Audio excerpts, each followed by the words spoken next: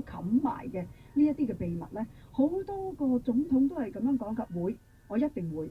但係呢，我記得奧巴馬佢在任之後，有人問過佢你當初嘅承諾，而係佢話過有一啲嘢佢係唔可以講出嚟，因為有一啲係高度國家秘密。咁但係而家呢，佢已經係總統啦。咁究竟佢可唔可以講呢？咁今期嘅快問快答呢，就好似有少少玄機講咗出嚟啦。嗱，咁佢的而且確咧就爆咗我哋最想聽嗰句嘢，到底有冇外星人呢？